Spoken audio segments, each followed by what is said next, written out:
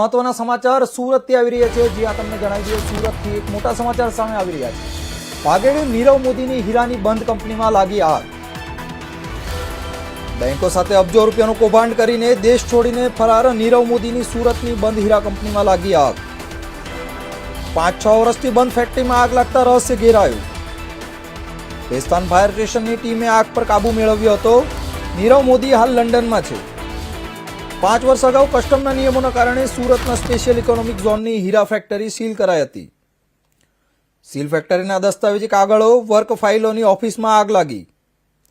બંધ ફેક્ટરીમાં આગ કઈ રીતે લાગી તે મોટો સવાલ।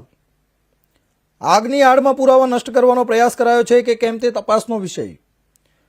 પહેલા માળે આવેલી ફેક્ટરીમાં અચાનકમાં આગ ફાટી નીકળી। ગતરોજ બનેલી આ ઘટનામાં ઘેરાતું રહસ્ય। જ્યાં સુરતથી એક મહત્વના સમાચાર સામે આવી રહ્યા છે તો બેંકો સાથે અબજો રૂપિયાનું કૌભાંડ કરીને દેશ છોડીને ફરાર એવા નીરવ મોદીની સુરતની બંધની હીરા કંપનીમાં આગ લાગી હતી। 5-6 વર્ષથી બંધ ફેક્ટરીમાં આગ લાગતા રહસ્ય ઘેરાયું છે। ભેસ્તાન ફાયર સ્ટેશનની ટીમે હાલ તો આગ પર કાબુ મેળવ્યો હતો। નીરવ મોદી હાલ લંડનમાં છે। 5 વર્ષ અગાઉ કસ્ટમ નિયમોના કારણે સુરત સ્પેશિયલ ઇકોનોમિક ઝોનની દ્વારા હીરા ફેક્ટરીને સીલ મારવામાં આવી હતી। આ સીલ ફેક્ટરીના દસ્તાવેજી કાગળો, વર્ક ફાઇલોની ઓફિસમાં જ આ આગ લાગી હતી। બંધ ફેક્ટરીમાં આગ કઈ રીતે લાગી તે એક મોટો સવાલ છે।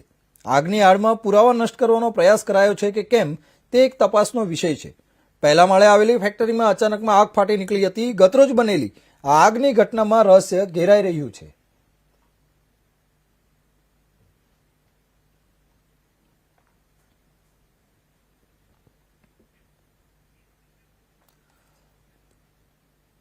જ્યાં સુરતથી એક મહત્વના સમાચાર સામે આવી રહ્યા છે તો બેંકો સાથે અબજો રૂપિયાનું કૌભાંડ કરીને દેશ છોડીને ફરાર એવા નીરવ મોદીની સુરતની બંધ હીરા કંપનીમાં આગ લાગી હતી। 5-6 વર્ષથી બંધ ફેક્ટરીમાં આગ લાગતા રહસ્ય ઘેરાયું હતું। ભેસ્તાન ફાયર સ્ટેશનની ટીમે આગ પર કાબુ મેળવ્યો હતો। જોકે નીરવ મોદી હાલ લંડનમાં છે। 5 વર્ષ અગાઉ કસ્ટમ નિયમોના કારણે સુરતના સ્પેશિયલ ઇકોનોમિક ઝોનની હીરા ફેક્ટરી સીલ કરાઈ હતી। આ સીલ ફેક્ટરીના દસ્તાવેજી કાગળો, વર્ક ફાઇલોની ઓફિસમાં આગ લાગી હતી। બંને ફેક્ટરીમાં આગ કઈ રીતે લાગી તે એક મોટો સવાલ છે। આગની આડમાં પુરાવા નષ્ટ કરવાનો પ્રયાસ કરાયો છે કે કેમ તે પણ હવે તપાસનો વિષય છે। પહેલા માળે આવેલી આ ફેક્ટરીમાં અચાનકમાં આગ ફાટી નીકળી હતી। ગતરોજ બનેલી આ આગની ઘટનામાં રહસ્ય હાલ ઘેરાઈ રહ્યું છે। આ મુદ્દે વધુ માહિતી માટે આપણા બ્યુરો ચીફ શૈલેષ ત્રિવેદી સુરતથી આપણી સાથે જોડાઈ ગયા છે। જી શૈલેષ, બેંકો સાથે છેતરપિંડી કરીને હાલ ભાગેડુ એવા નીરવ મોદીની બંધ ફેક્ટરીમાં આગ લાગી છે। શું છે સમગ્ર મામલો?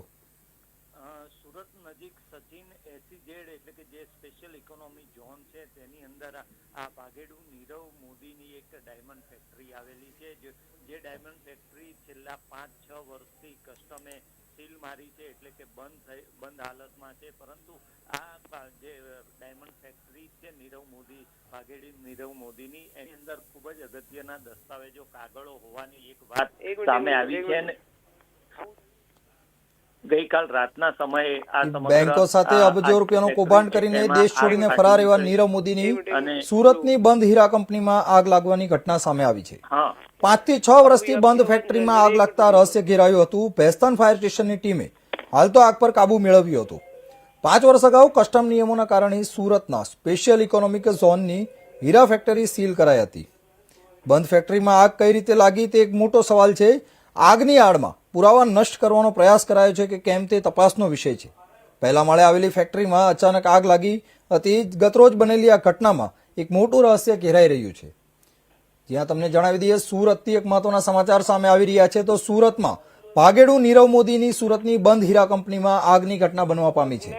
બેંકો સાથે અબજો રૂપિયાના કૌભાંડમાં નીરવ મોદી હાલ લંડનમાં છે અને ભેસ્તાન ફાયર સ્ટેશનની ટીમે આગ પર કાબુ મેળવ્યો હતો। 5 વર્ષ અગાઉ કસ્ટમ નિયમોના કારણે સુરતના સ્પેશિયલ ઇકોનોમિક ઝોનની હીરા ફેક્ટરી સીલ કરાઈ હતી। આ સીલ ફેક્ટરીના દસ્તાવેજી કાગળો, વર્ક ફાઇલોની ઓફિસમાં આગ લાગી હતી।